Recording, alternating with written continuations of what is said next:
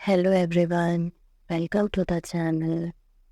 आपका हमारे चैनल में स्वागत है। If you are a sociology learner and want to learn sociology, then you are now come at right place. I am a sociology educator and I will teach you sociology in a very effective and easy way. So let's get started. अगर आप समाजशास्त्र या sociology के student हैं, sociology पढ़ना चाहते हैं, तो आप बिल्कुल सही जगह पर आए हैं। और ये चैनल जो है ये सोशियोलॉजी के ही एजुकेशन के लिए है। मैं एक सोशियोलॉजी की टीचर हूँ और आपको सोशियोलॉजी बहुत ही इजी और आसानी से बताऊंगी पढ़ने के लिए। तो चलिए शुरू करते हैं। आज के इस वीडियो लेक्चर में हम S C. Dube, Indian thinker S C. Dube को पढ़ने वाले हैं। In this video lecture we are going to learn about S C. Dube, Indian thinker S C. Dube. And S C. Dube का अगर आप पूरा नाम जानते हैं तो इनका पूरा नाम था श्यामा चरण दुबे। श्यामा चरण दुबे एस.सी. दुबे का पूरा नाम था। बात आती है इनके बर्थ की, तो एस.सी. दुबे का जो बर्थ था वो हुआ था 25 जुलाई 1922 को एमपी में। ये मध्य प्रदेश के थे और पर्टिकुलर प्लेस का नाम था नरसिंहपुर। वहाँ पे इनका बर्थ हुआ था 25 जुलाई को और डेथ इनकी हुई थी 4 फेब को और 1996।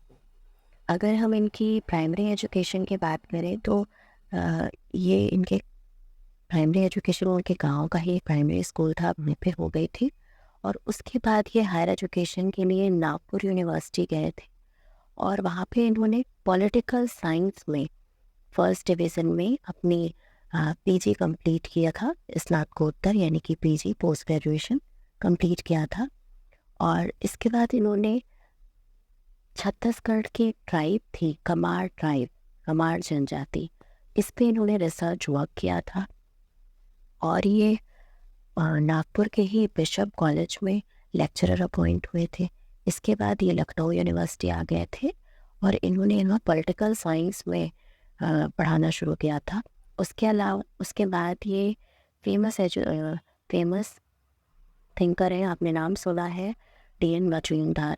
उनसे इन्फ्लुएंस हुए और मजूमदार के साथ मिलकर इन्होंने ईस्टर्न एंथ्रोपोलॉजिस्ट, जो एक पत्रिका थी, एक मैगज़ीन, वो इन्होंने संपादित की थी। उसके बाद एस.सी. दुबे जो थे वो उस्मानिया यूनिवर्सिटी में ये एज ए रीडर अपॉइंट हुए थे और ये एंथ्रोपोलॉजिकल सर्वे ऑफ इंडिया के भी मेंबर बने थे। इसके बाद ये सागर यूनिवर्सिटी में एंथ्रोपोलॉजी के प्रोफेसर अपॉइंट हुए थे। इसके अलावा ये 1975 से 76 के बीच में ये अखिल भारतीय समाजशास्त्री परिषद के प्रेसिडेंट भी बने थे। और ये 1978 से 80 के ड्यूरिंग जम्मू यूनिवर्सिटी में ये वाइस चांसलर भी बने थे। इसके अलावा ये ICCSSR के राष्ट्रीय फेलो यानी कि नेशनल फेलो भी रहे थे और लगभग 74 ईयर्स की एज में इनकी डेथ हो गई थी। तो ये जो आपके एस.सी. दुबे थे ये बहुत ही ज़्यादा प्रोमिनेंट थिंकर हैं सोशियोलॉजी में। ये स्टडी करते हैं ट्रेडिशन, परंपरा की, संस्कृति की। और इनको ज्ञानपीठ, भारतीय ज्ञानपीठ द्वारा मूर्ति देवी पुरस्कार भी मिला था। इसके अलावा इनके जो फादर थे वो कोर्ट ऑफ वार्ड्स के प्रबंधक थे। इसके अलावा जो इनकी मदर थी बहुत अर्ली एज में उनकी डेथ हो गई थी। तो इनका जो भी इनकी अपब्रिंगिंग हुई वो इनके फादर के ही गाइडेंस पे हुई। अब बात आती है इनकी फेमस वर्क की। तो फेमस मैंने आपको ऑलरेडी बताया अभी कि इन्होंने कमार टाइप की स्टडी की थी। तो कमार बुक भी इन्होंने लिखी है, द कमार, 1954 में पब्लिश हुई है वो। इसके अलावा इंडियन विलेज बहुत ही फेमस और बहुत ही इम्पॉर्टेंट बुक है, काफ़ी बार एग्जाम्स पे पूछी जाती है, इंडियन विलेज या फिर एन इंडियन विलेज। इसके अलावा है इंडियाज चेंजिंग विलेज, 1958। इसके बाद है power and conflict in village. इसके अलावा है एसे ऑन मॉडर्नाइजेशन या आधुनिकीकरण, मॉडर्नाइजेशन पे भी लिखा है इन्होंने। नेक्स्ट बुक है contemporary India and its modernisation, 1973। Tribal heritage of India, 1977। Modernisation and development, Indian society, antiquity to modernity in tribal India, changing status of depressed caste in contemporary India. ये कुछ इनकी famous book है। इसके अलावा भी ये books लिखते हैं, लेकिन ये कुछ इनकी फेमस और इम्पॉर्टेंट बुक है। इसके अलावा बात आती है इनके पर्सपेक्टिव की कि ये कौन से अप्रोच से इन्होंने स्टडी की है या कौन से पर्सपेक्टिव को ये बिलोंग करते हैं।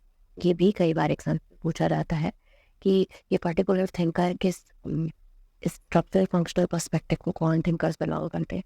तो इससे पहले हमने लास्ट वीडियो लेक्चर में एम एन श्रीनिवास को पढ़ा था।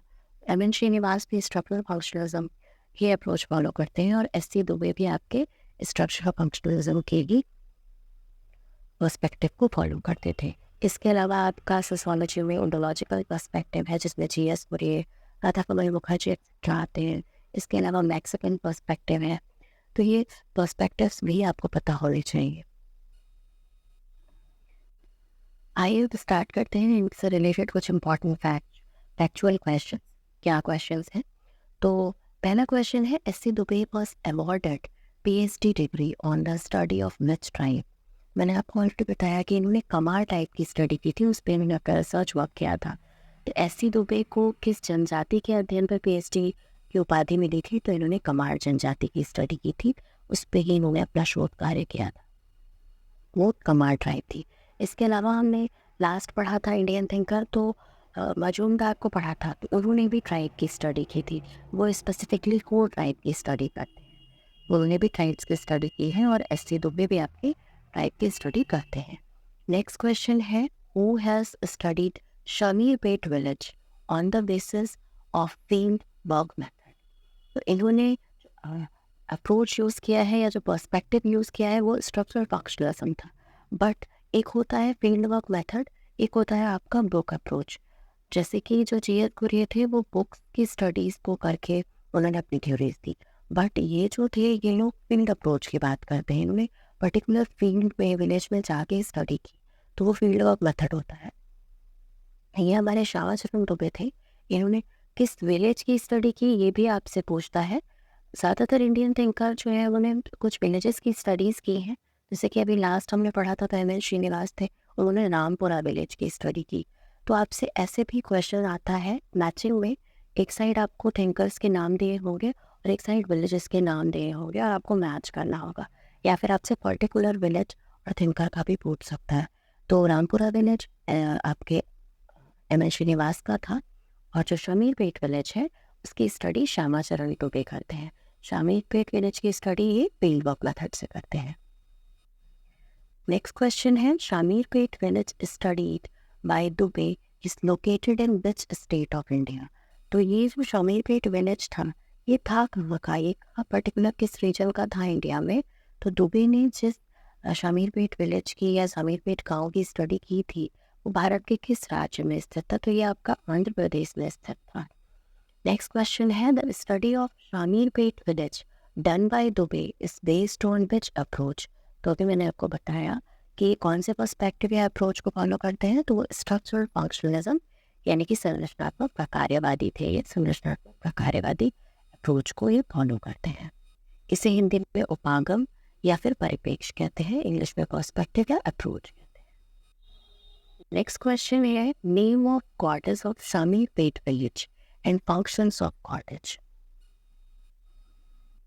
शमीरपेट विलेज की स्टडी करते हैं। तो शमीरपेट विलेज में उस समय पे जब इन्होंने स्टडी की थी तो वहाँ पे कुछ गॉडेस देवी देवता जो थे उनकी पूजा की जाती थी, और उनका कुछ एक उन लोगों का अपना मानना था वो उस देवी देवता की पूजा क्यों करते थे। तो ये कुछ देवियों के नाम हैं जो उस समय वहाँ पूजा करते थे वो लोग, जो उनकी वर्शिप करते थे। तो पोचम्मा देवी थी, उनकी वो पूजा करते थे। वो मानते थे वहाँ के लोग कि ये जो देवी है वो चिकन पॉक्स यानी कि आपको चेचक से प्रोटेक्ट करती हैं, ये लोग मानते थे। आप सब जानते हैं चिकन पॉक्स क्या होता है। तो ये उस समय पोचम्पा देवी होती थी, उनका ये मानते थे कि चिकन पॉक्स से प्रोटेक्ट करती है। इवन आज भी अगर वो अपने एंसेस्टर्स को देखते हैं, हम आप फॉलो नहीं करते, लेकिन फिर भी जो हमारे एंसेस्टर्स हैं वो कहीं ना कहीं अगर किसी को घर में चिकन पॉक्स होता है तो लोग कहते हैं माता निकल आई है, और वो फिर उसी तरीके रिचुअल परफॉर्मेंस करते हैं। उतने दिन थोड़ा सा उस पर्सन को अलग से रखते हैं और जो भी रिचुअल्स हैं उनको परफॉर्म करते हैं, सादा खाना खाते हैं और उसके बाद फिर पूजा करते हैं। तो इस तरीके की चीज़ें हैं। तो कहीं न कहीं उस तरह वहाँ पे गाँव में होता था। नेक्स्ट है आपका, जो देवी थी वो थी बालम्मा। बालम्मा जो देवी थी वो कहीं न कहीं रिप्रोडक्शन को बढ़ाती थी, और जो भी फीमेल्स थी उनमें इनफर्टिलिटी की जो प्रॉब्लम थी उससे वो लोग प्रोटेक्ट करती थी। और वो लोग वहाँ पे मानते थे कि जो बालम्मा देवी है, अगर वो नाराज़ हो जाएंगी तो जो विमेंस हैं वो कहीं न कहीं इनफर्टिलिटी उनमें आ जाएगी, या वो बांझ हो जाएंगी, या कहीं न कहीं वो रिप्रोडक्शन नहीं कर पाएंगी। नेक्स्ट क्वेश्चन है मोत्यालम्मा। ये जो देवी थी ये स्मॉल पॉक्स से आपको प्रोटेक्ट करती थी। स्मॉल पॉक्स भी आप जानते हैं, छोटी चेचक होती है, ये इसको खसरा भी बोलते हैं। ये जो भी विलेजर्स थे वो अपने प्रोटेक्शन के लिए माँ मोत्यालम्मा देवी की पूजा करते थे। नेक्स्ट है महाकालम्मा देवी। तो जो महाकालम्मा देवी थी, आपको पता है कि पहले जो था ये कॉलरा, मतलब हैजा जो था, एक तरीके की महामारी थी उस समय मतलब इतना ज़्यादा ये जो बीमारियाँ थी इनके लिए इतनी मेडिसिन वगैरह नहीं होती थी। तो महाकालम्मा देवी की वो लोग पूजा करते थे कॉलरा से प्रोटेक्शन के लिए। नेक्स्ट है दुर्गम्मा। दुर्गम्मा जो देवी थी वो promotion of village and welfare के लिए थी। तो जो भी गाँव के कल्याण के लिए वो लोग पूजा करते थे उसके लिए थी। अब आपने अगर मूवीज़ में भी देखा होगा तो मूवीज़ में दिखाते हैं कि इस गाँव की कुल देवी का मंदिर, तो वहाँ जाके वो लोग पूजा करते हैं और डिफरेंट रिचुअल्स को परफॉर्म करते हैं। कुछ इसी तरह उन गाँव में भी रहा होगा ये जो आपका शामीर पेट विलेज था। इसके अलावा मैसम्बा देवी थी। ये जो प्रोटेक्शन ऑफ विलेज बाउंड्री, तो गाँव की सीमाओं की सुरक्षा करती थी। तो जो था उसको कहीं न कहीं इसकी सीमा की सुरक्षा करती थी। क्योंकि पहले लोग बिलीव करते थे कोई भी चीज़ अगर उनकी लाइफ में होती थी तो कहीं न कहीं वो एक सुपर नेचुरल पावर से उसे कनेक्ट करने की कोशिश करते हैं। अब हम बहुत ज़्यादा साइंटिफिक हो गए हैं, तो हमारी चीज़ को मतलब अगर हम बीमार हैं तो हम सीधे कोई पूजा ना करके हम सीधे मेडिसिन लेते हैं। क्योंकि हमें पता है कि अगर हमें पेन हो रहा है तो हम पेन किलर लेंगे और ठीक हो जाएँगे।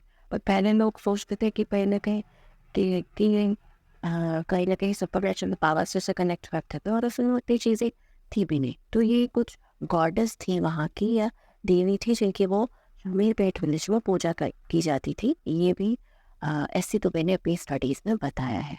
नेक्स्ट क्वेश्चन है, in which book S C. Dube describe Indian rural structure is named as. तो ये एस.सी. दुबे की बहुत इंपॉर्टेंट बुक है, एन इंडियन विलेज। इसमें इन्होंने भारत का जो ग्रामीण संरचना है, जो हमारा ग्रामीण भारत है, उसका जो स्ट्रक्चर है, उसके बारे में इन्होंने अपनी बुक एन इंडियन विलेज में बताया है। नेक्स्ट क्वेश्चन है, who has studies Karimpur village of Saharanpur district of UP. ये स्पेसिफिक यूपी का क्वेश्चन है, तो भी आपके लिए इम्पॉर्टेंट है क्योंकि हम यूपी रीजन को बिलोंग करते हैं। तो स्पेसिफिक यूपी का क्वेश्चन भी आपके लिए इम्पॉर्टेंट है। तो उत्तर प्रदेश में एक सहारनपुर जिला है, आप सभी जानते होंगे। उसमें एक विलेज का है करीमपुर। वहाँ की भी स्टडी इन्होंने की थी एस.सी. दुबे ने। तो करीमपुर विलेज और कमार ट्राइब और शामीरपेट विलेज, ये तीन जो चीज़ें हैं ये एस.सी. दुबे के लिए आप याद रखेंगे। इन्होंने कमार ट्राइब की स्टडी की है, करीमपुर विलेज जो कि यूपी के सहारनपुर का है उसकी स्टडी की है, और शामीरपेट विलेज की स्टडी की है। Next question, who said modernisation is a logic and scientific process. क्योंकि मैंने आपको बताया कि ये मॉडर्नाइजेशन के बारे में भी लिखते हैं और इन्होंने बुक्स भी लिखी हैं। तो इन्होंने मॉडर्नाइजेशन के बारे में एक स्टेटमेंट बोला। इन्होंने कहा कि आधुनिकीकरण जो है वो कहीं ना कहीं तार्किक और वैज्ञानिक प्रक्रिया है।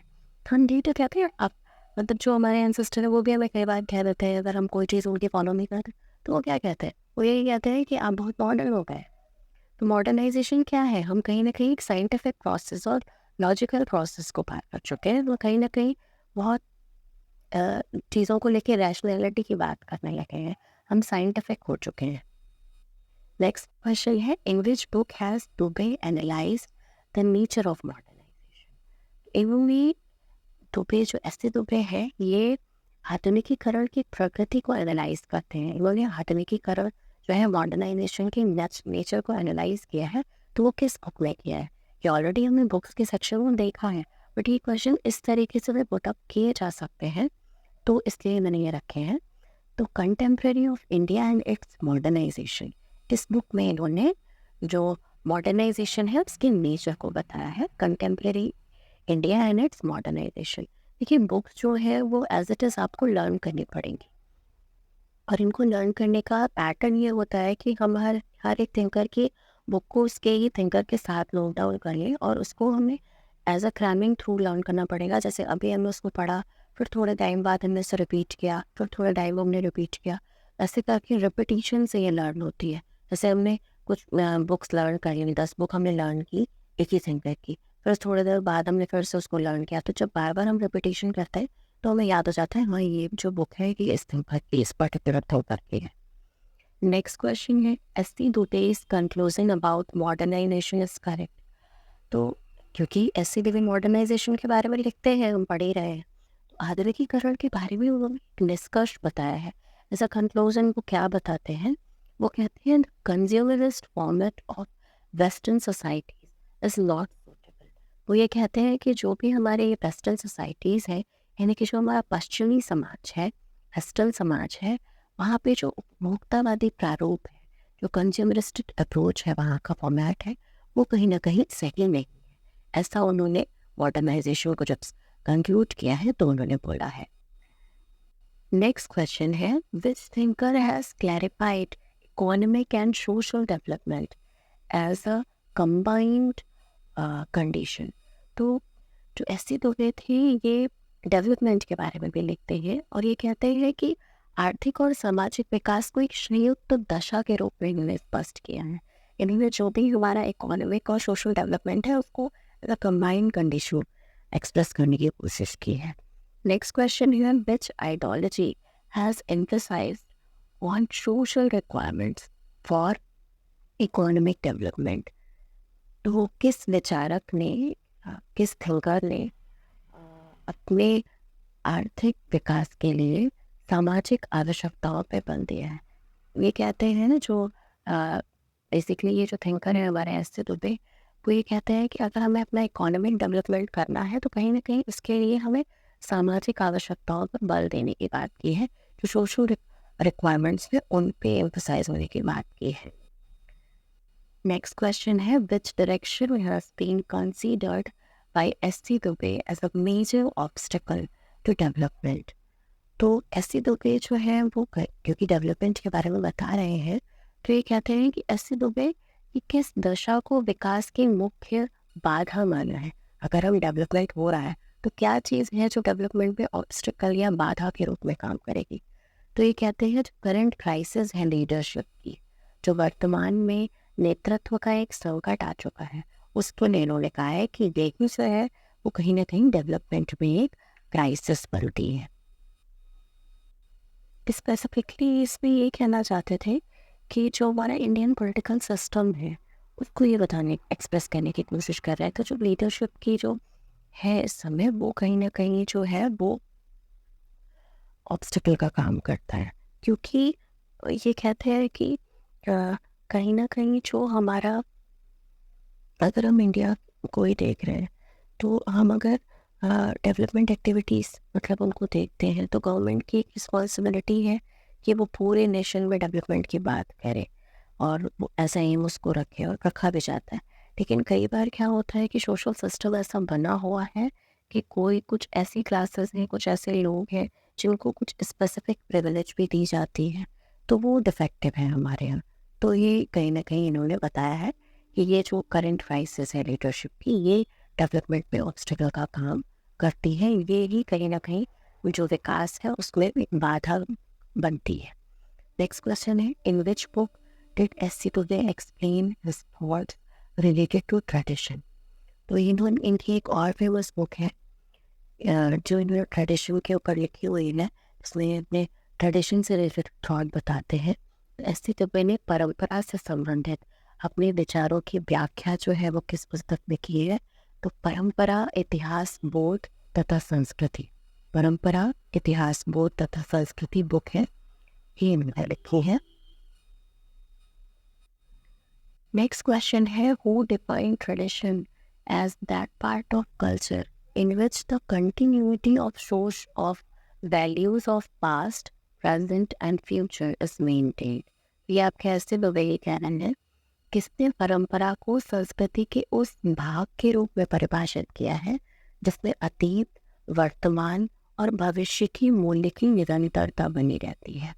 तो क्योंकि ये ट्रेडिशन के बारे में लिखते हैं, तो ट्रेडिशन को इन्होंने इस तरीके से डिफाइन किया है। ये कहते हैं कि जो परंपरा है वो संस्कृति का ही क्या है, एक भाग है, जिसमें कहीं न कहीं हमारा अतीत भी, हमारा पास्ट भी आ जाता है, हमारा प्रेज़ेंट भी आ जाता है और हमारा फ्यूचर भी आ जाता है। इन सब की वैल्यूज़ को हम बताएँ, तो वो कहीं न कहीं हमारी परंपरा और हमारा ट्रेडिशन वही है। ट्रेडिशन में क्या है, हमारा पास्ट, प्रेज़ेंट, फ्यूचर सारी चीज़ें आ जाती हैं। नेक्स्ट है, how many forms of tradition mentioned by S C. Dube in the classification of tradition. तो क्योंकि ये ट्रेडिशन की डिटेल स्टडी कर ही रहे थे, तो इन्होंने ट्रेडिशन को क्लासिफाई भी किया है। इन्होंने ट्रेडिशन को क्लासिफाई किया है और ये कहते हैं कि जो एस.सी. दुबे हैं वो परंपराओं का वर्गीकरण करते हैं और परंपराओं के कितने रूप बताते हैं, तो ये टोटल 6 रूप बताते हैं। ये आपसे सिर्फ ऐसे भी पूछ सकता है कि एस.सी. दुबे ने टोटल कितने परंपरा के फॉर्म्स बताए हैं या टाइप्स बताए हैं, तो ये होंगे आपके टोटल 6। बट कौन कौन से हैं या कौन सा नहीं है, ऐसा भी क्वेश्चन जो है वो आ सकता है।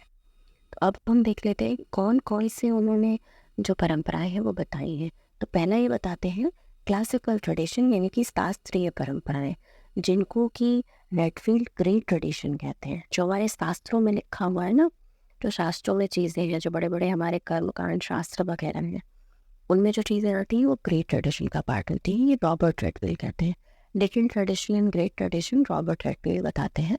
तो ये जो क्लासिकल ट्रेडिशन है, ये कहीं ना कहीं इन्होंने वहीं से बताया है और ये उसको ये शास्त्रीय परंपराएं कहते हैं।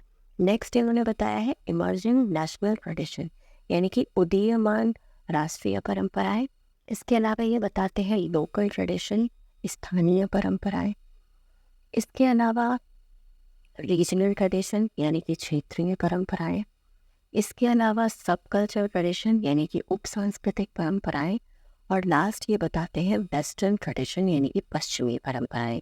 ये टोटल 6 जो है ये परंपराएं या ट्रेडिशंस जो है, ये एस.सी. दुबे ने क्लासिफाई की हैं, बताई हैं। आपसे ये पूछ सकता है, टोटल 4 दी होंगी, उसमें से एक ऐसा पूछेगा कि कौन सी एस.सी. दुबे ने नहीं बताई है, या फिर आपसे ये पूछेगा कि 4 दी होंगे, उसमें से पूछेगा कि कौन सी इन्होंने बताई है। तो इस तरीके से भी क्वेश्चन हो सकता है कि ये सारी ही आपको लर्न करनी पड़ेंगी कि कौन कौन सी इन्होंने बताई है, तभी आप आइडेंटिफाई कर पाएंगे कि कौन सी बताई है, कौन सी वो बताई है। तो जैसे अगर स्थानीय परंपरा की बात आती है, तो हर एक लोकल ट्रेडिशन में, हर एक लोकल एरिया में अलग तरीके के जो रिचुअल फॉलो होते हैं। जैसे एक पर्टिकुलर गांव में एक अलग देवी की पूजा हो रही है, तो वो कहीं ना कहीं उनकी लोकल ट्रेडिशन हो गई। इस तरीके की चीज़ें हैं। इसके अलावा अगर वेस्टर्न में देखें, तो वो कहीं ना कहीं हमारा जो पश्चिमी प्रभाव है उसके बारे में बात करता है। तो इस तरह जो भी वेस्टर्न कल्चर हमारे यहाँ आया है, वो खाना पीना, जैसे कि पहले हमारे यहाँ फूड था वो अलग तरीके के फूड, बट अभी क्या है, हम कहीं ना कहीं हम चाइनीज़ फूड भी खा रहे हैं, हम डिफरेंट डिफरेंट टाइप के फूड्स खा रहे हैं। इसके अलावा हम क्लोथ्स में देखते हैं, तो पहले हम अलग पहन रहे थे, बट अभी वेस्टर्न इफेक्ट आने के बाद से कहीं ना कहीं हमारे क्लोथ्स में चेंज आया है। उसके अलावा हमारा रिक्रिएशन के मीडियम चेंज हुए। तो ये आपका वेस्टर्न कल्चर का या वेस्टर्न ट्रेडिशन का इफेक्ट है, बताते हैं। नेक्स्ट है according to S C. Dube, which one condition is a major reason for the expansion of tradition. तो एस.सी. दुबे के अनुसार कौन सी एक दशा जो है वो परंपराओं के विस्तार का प्रमुख कारण है। तो ये ग्लोबल कल्चर को बताते हैं। कहीं ना कहीं जो हमारी वैश्विक संस्कृति है, वो जो परंपराएं हैं या जो ट्रेडिशन है उसको एक्सपेंड करती है, यही उसका मेन कॉज है। नेक्स्ट क्वेश्चन है S C. Dube's views on tradition. S C. Dube tradition पे क्या क्या व्यूज बताते हैं अपने। तो ये कहते हैं कि tradition have the nature of adaptation, यानी कि जो परंपरा है उसमें अनुकूलन की प्रकृति होती है, आप अडेप्ट करते हैं उसके साथ में, अडेप्टेशन आप करते हैं। इसके अलावा प्रत्येक परंपरा कुछ बाह्य शक्तियों से प्रभावित होती है। Every tradition is influenced by some external forces. तो कहीं ना कहीं कुछ एक्सटर्नल, जैसे कि अगर हम वेस्टर्न ट्रेडिशन की बात करें, तो कुछ एक्सटर्नल फोर्स आए तभी तो वो जो इन्फ्लुएंस हुए उन, तो एक्सटर्नल फोर्सेस का भी इफेक्ट पड़ता है ट्रेडिशन पे। एंड इसके अलावा जो global culture is a instrumental in expansion of tradition, यानी कि जो वैश्विक संस्कृति है उससे परंपराओं का विस्तार होता है। वैश्विक संस्कृति अभी हमने लास्ट क्वेश्चन में ही देखा कि ग्लोबल कल्चर है वो रिस्पॉन्सिबल है ट्रेडिशन के एक्सपेंशन के लिए। तो ये कुछ आपके इम्पॉर्टेंट क्वेश्चंस थे, इम्पॉर्टेंट चीज़ें थी। एस.सी. दुबे, श्यामा चरण दुबे से रिलेटेड मोस्ट इम्पॉर्टेंट थिंकर में ही आते हैं आपके इंडियन थिंकर में। आई होप ये वीडियो लेक्चर आपके लिए हेल्पफुल रहेगा। चैनल पे फर्स्ट टाइम आए हैं तो प्लीज़ सब्सक्राइब कीजिएगा। ऐसे ही और वीडियोस के साथ आपको मिलते रहेंगे। एंड